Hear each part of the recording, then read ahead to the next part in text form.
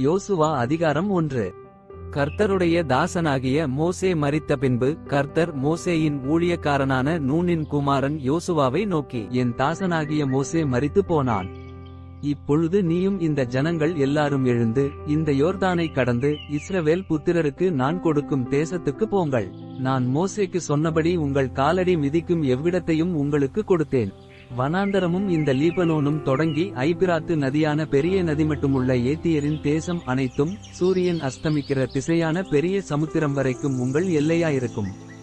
நீ உயிரோடிருக்கும் நாளெல்லாம் ஒருவனும் உனக்கு முன்பாக எதிர்த்து நிற்பதில்லை. நான் மோசேயோடே இருந்தது போல உன்னோடும் இருப்பேன். நான் உன்னை விட்டு விலகுவதுமில்லை, உன்னை கைவிடுவதுமில்லை. பலங்கொண்டு திடமனதாயிரு. இந்த ஜனத்தின் பிதாக்களுக்கு நான் கொடுப்பேன் என்று ஆணையிட்ட தேசத்தை நீ இவர்களுக்கு பங்கிடுவாய்.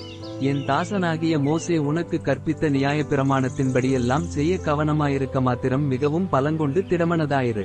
நீ போகும் இடமெல்லாம் புத்திமானாய் நடந்து கொள்ளும்படிக்கு அதை விட்டு வலது இடதுபுறம் விலகாதிருப்பாயாக. இந்த நியாயப்பிரமாண புஸ்தகம் உன் வாயை விட்டு பிரியாதிருப்பதாக.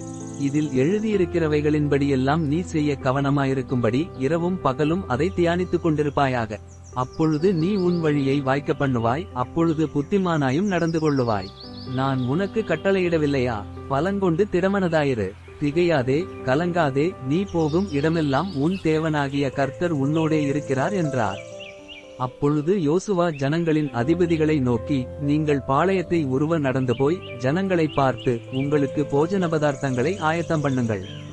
உங்கள் தேவனாகிய கர்த்தர் உங்களுக்கு சுதந்தரிக்க கொடுக்கும் தேசத்தை நீங்கள் சுதந்தரித்துக் கொள்ளும்படிக்கு இன்னும் 3 நாளைக்குள்ளே இந்த யோர்தானை கடந்து போவீர்கள் என்று சொல்லச் சொன்னான். பின்பு யோசுவா ரூபனியரையும் காத்தியரையும் மனாசேயின் பாதி கோத்திரத்தாரையும் நோக்கி, கர்த்தருடைய தாசனாகிய மோசே உங்களுக்கு கற்பித்த வார்த்தையை நினைத்துக் கொள்ளுங்கள். உங்கள் தேவனாகிய கர்த்தர் உங்களை இளைப்பார பண்ணி இந்த தேசத்தை உங்களுக்கு கொடுத்தாரே. உங்கள் பெண்சாதிகளும் பிள்ளைகளும் மிருகஜீவன்களும் மோசே உங்களுக்கு யோர்தானுக்கு இப்புறத்திலே கொடுத்த தேசத்தில் இருக்கட்டும்.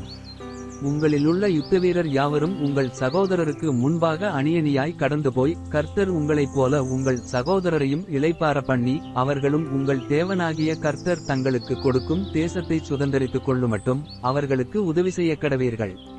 பின்பு நீங்கள் கர்த்தருடைய தாசனாகிய மோசே உங்களுக்கு யோர்தானுக்கு இப்புறத்தில் சூரியன் உதிக்கும் திசைக்கு நேராக கொடுத்த உங்கள் சுதந்திரமான தேசத்துக்கு திரும்பி அதை சுதந்தரித்துக் கொண்டிருப்பீர்களாக என்றான்.